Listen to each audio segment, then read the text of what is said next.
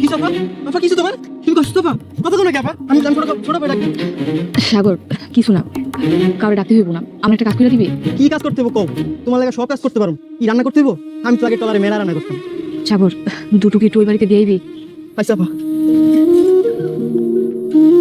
কি সাগর তুমি কিছু কইবা? ছোট আপা আমি না শরীর খুব খারাপ, পারলে একটু দেখ খাইবেন। হ্যাঁ হ্যাঁ, কি কও, কি হইছে আমার আবুর?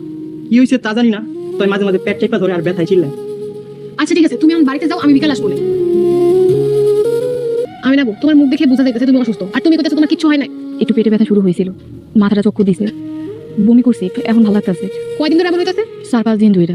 ব্যাপার না, আমি একটু রেস্ট নিলে ঠিক হয়ে যাবে। আমি না অসুস্থতা নিয়ে হেলাফেলা করা ঠিক না। আমি মনে কইতেছি ও বিকালে ডাক্তার নিয়ে আইবো। নিম, তুমি অযথাই পাগল হইতাছো, ক্লান্তির জন্য মনে হয় এমন হইতাছে। একটু রেস্ট করি, দেখবা ঠিক হয়ে যাবে। আমি না তুমি নিজের বেলায় সবসময় অবহেলা করো আর বাকি সবার খেয়াল রাখো কেন? আসসালামু আলাইকুম বন্ধুরা, আজকের ভিডিওতে আমরা নিয়ে এসেছি সত্যের মৃত্যু নেই নাটকের নতুন পর্বের আসল ঘটনা, যা শুনলে আপনার কলিজা কেঁপে উঠবে। এই পর্বটা শুরুই হয় একটা চিন্তার জায়গা থেকে, আর সেটা হলো আমেনার অসুস্থতা। কয়েকদিন ধরে সে পেটের ব্যথা, মাথা ঘোরা আর বমির মতো সমস্যায় ভুগছে, কিন্তু তবুও কাউকে ঠিকমতো কিছু বলতে চায় না। নিজের কষ্ট চেপে রেখে সে সংসারে কাজ চালিয়ে যাচ্ছে।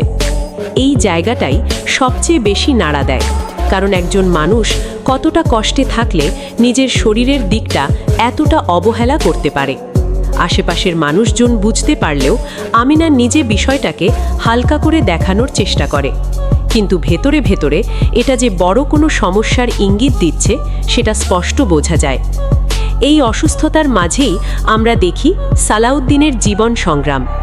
এক সময়ের সচ্ছল পরিবারের ছেলে হয়েও এখন অন্যের জমিতে দিনমজুরের কাজ করছে। সকাল থেকে সন্ধ্যা পর্যন্ত কঠোর পরিশ্রম করেও খুব সামান্য টাকা পায়, তাও পুরোটা নিজের হাতে থাকে না। তার এই অবস্থা শুধু অর্থের অভাব না, এটা তার প্রতি পরিবারের অবহেলা আর দূরত্বের ফল। নিজের পরিবার তাকে লুকিয়ে রাখতে চায়, যেন তার এই কষ্টের জীবন কারো চোখে না পড়ে। অন্যদিকে পরিবারের ভেতরে ভেতরে চলছে বড় ধরনের ষড়যন্ত্র। সম্পত্তি নিয়ে এমনভাবে পরিকল্পনা করা হচ্ছে যাতে সালাউদ্দিন ভবিষ্যতে কোনো অধিকার দাবি করতে না পারে। ফকিরের কথায় প্রভাবিত হয়ে তাকে দূরে সরিয়ে রাখার সিদ্ধান্ত নেওয়া হচ্ছে, যা আসলে তার বিরুদ্ধে একটা চুপচাপ চক্রান্ত। এর মধ্যেই আসে সবচেয়ে রহস্যময় ঘটনা, সোনার মূর্তি পাওয়া। এই একটি ঘটনা পুরো পরিবারের আচরণ বদলে দিয়েছে।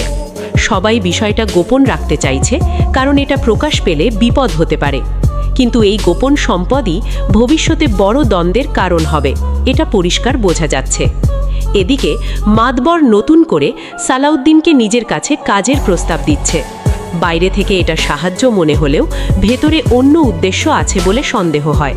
তাকে নিজের নিয়ন্ত্রণে রেখে ব্যবহার করার একটা ইঙ্গিত এখানে পাওয়া যায়। সব শেষে পরিবারের সম্পর্কগুলো দিন দিন খারাপের দিকে যাচ্ছে। সন্দেহ, অপমান আর বেইমানির অভিযোগে পরিবেশটা বিষাক্ত হয়ে উঠছে। বিশেষ করে কিছু চরিত্রের আচরণ দেখে মনে হয় ঘরের ভেতরেই সবচেয়ে বড় বিপদ লুকিয়ে আছে। সব মিলিয়ে এই পর্বের আসল গল্পটা হলো, একদিকে আমেনার শারীরিক কষ্ট ধীরে ধীরে বড় বিপদের দিকে যাচ্ছে, অন্যদিকে সালাউদ্দিনকে পরিকল্পিতভাবে দুর্বল করে রাখা হচ্ছে। আর এর পাশাপাশি গোপন সম্পদ আর সম্পত্তিকে ঘিরে এমন এক খেলা শুরু হয়েছে যা খুব শীঘ্রই বড় বিস্ফোরণে পরিণত হবে। আগামী পর্বে হয়তো আমরা দেখতে পাব আমেনার অসুস্থতা আরও জটিল হয়ে উঠবে, সালাউদ্দিন নতুন কোনো ফাঁদে পড়বে, আর সোনার মূর্তির রহস্য ধীরে ধীরে সামনে আসতে শুরু করবে।